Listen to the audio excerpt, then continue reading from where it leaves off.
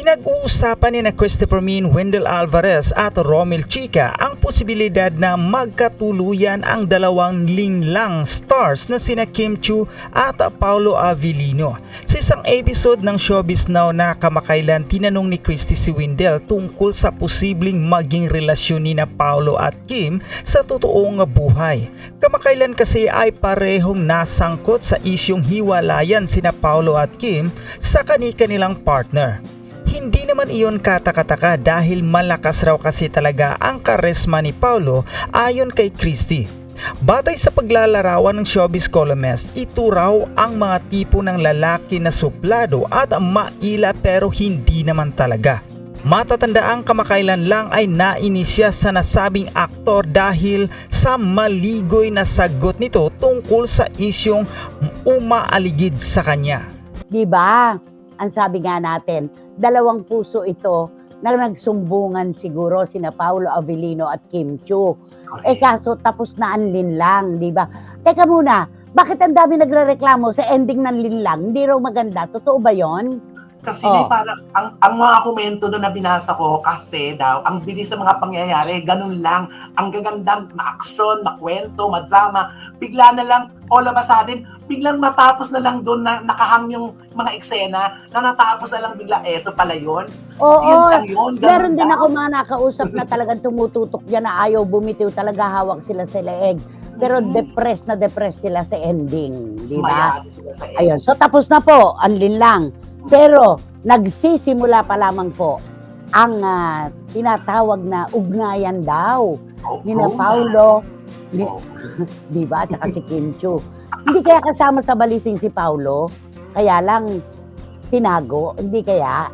Naku, malalaman din naman natin yan sa mga ilang araw pa. Antayin lang natin. Antay-antay lang. May lalabas kung ano. Di ba, alam naman natin ng mga kababayan natin. Di pwede. Basta ako, antaya ko dyan dahil mabuti naman ang puso nitong si Kim Chiu. Mabibiyayaan siya ng isang relasyon na ikaliligaya niya. Ay, Yung siya totoo. naman talaga ay magiging maligaya. Pero ito ang latest. Ito ang latest. Ano? Hindi pa alam ng iba ito. Ayan. Baka tayo pa nga lang ang maglabas. Ayan na.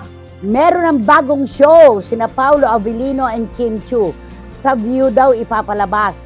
Ang title, What's Wrong with Secretary Kim?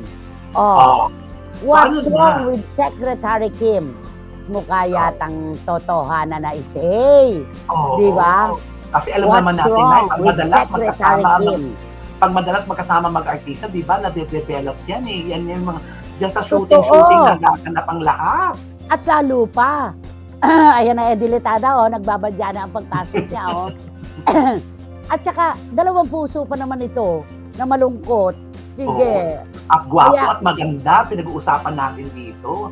Kaya Bakis. nga po bitin ako sa ending, ano ba yun? Enjoy lang ako sa sampalan ni Inay Maria kay Kim. Ayan, sabi ni Diba? Boycie Caragay. Sabi ni Wendell, thank you po at marami rin basher. Kasi tuwan-tuwa si Mayang kay Wendell, marami raw na natutuwa. Kay Barikutot, sabi niya, marami rin basher. Anak, sabi mo nga, don't mind the bashers. Relax. See a movie. Sabi mo nga, di ba? Ikaw, gano'n. Nay, may nakikiusap sa YT. Pwede raw po bang pa-shout out si Simply Rose Channel from India mula kay Wating Wating. Of course, Simply Rose from India. Kumusta ka na dyan? Maraming salamat sa pagtutok mo. Maraming salamat, Wating Hello Wating. po. Okay. Nay, sina Paolo at Kim ang gaganap sa Pinoy adaptation ng Korean series na What's Wrong with Secretary Kim? Mula Ayun kay na. Von Belenario. Bon, naunahan ka ng source ko. 1 minuto lang ang pagkauna sa'yo. Ayan, totoo yan. Thank you so much, anak. Maraming salamat.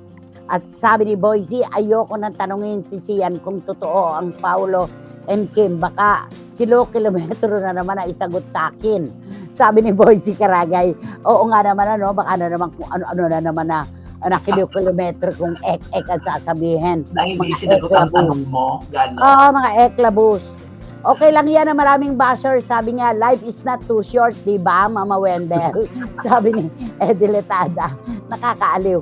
At sabi ni John, palagay ko, Eto, maganda to Palagay ko, nakatuka na naman ang bagong palay ang manok. Ayan. Sana lang. Naku, ayoko. Teka, i-ano ko to, i-edit ko. Sana lang, totoong-totoo na ito. Dahil kilala naman natin si Paolo Avellino na hindi nagtatagal sa isang relasyon. Ay. Sana nga, kung sila man ni Kim ngayon, sana magkatotoo na ito. Hindi man forever, magtagal sana sila at maging masaya. O, yun naman pala. Oo. Maganda naman. Oo. Out of the topic po ito. May lumabas ng picture si Richard G. at Starlet na named Hazel something. Ay, wag na natin pag-usapan ito. Philip Villanueva. Oo. Magka-holding hands daw. Hayaan natin sila ang sumagot sa mga problema nila. Di ba? Okay lang, anak. Okay lang. Thanks for the info. But no thanks. Di ba? Thank you. Maraming salamat. Ayaw yan ni Tita Sofia Angeles. Nakatutok sila. Nakatutok sila kasama si Nanay Azon Elises sa kanyang radyo at si Ate Nida Alfonso ng San Diego, California. Tito Rene and Tita Sofia Angeles, magandang tanghali po sa inyo. Ayan, grabe to. Aha. Ay, teka, parang maraming ayaw. Okay lang po sa akin na maging maligaya si Kim Chiu sa susunod na relasyon.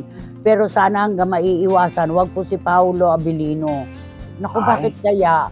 Please don't mention my name. Bakit kaya? Ano kaya ito? Nag-aalala? History. Alam mo, sabi ko nga sa'yo, yung kasaysayan na yan, pahamak talaga yan Di ba? Pero alam natin na looking good sila together sa screen, nakakakilig, in fairness.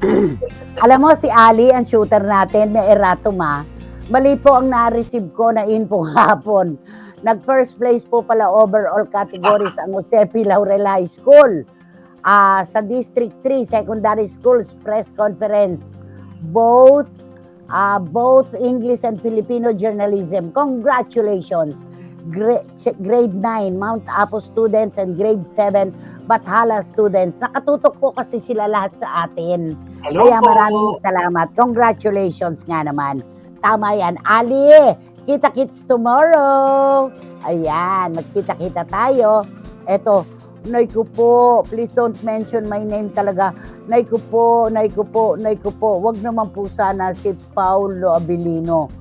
Malay naman natin, di ba? Oo. Baka naman mag-swak silang dalawa. Oo. Di ba? Sabi naman rin ng chance, malay mo, nagbago na. Di ba? Ganun lang naman yun. At saka malay mo, baka si Kim Chiu talaga ang babaeng hinahanap ng puso ni Paolo Avellino. Yun Di na. ba? Yun. Sorry, Nay, I don't trust Paolo for Kim.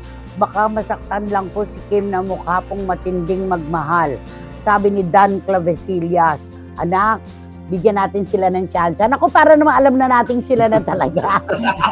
Bigyan natin sila ng chance. Parang sigurado na tayo. Nay, I don't think Paolo Avellino is not the marrying type. Just my opinion. Ay, oo. Tama ka, Ching Bautista Silverio. Tingnan natin, di ba naman? Nako, eto pa. Huwag niyo po sanang banggitin ang pangalan ko. Bakit naman? Ano naman ang masama kay Paolo Avellino? Malay naman natin kung si Kim na talaga ang babae para sa kanya. Kesa naman kay Sian Lim, hindi tayo sigurado.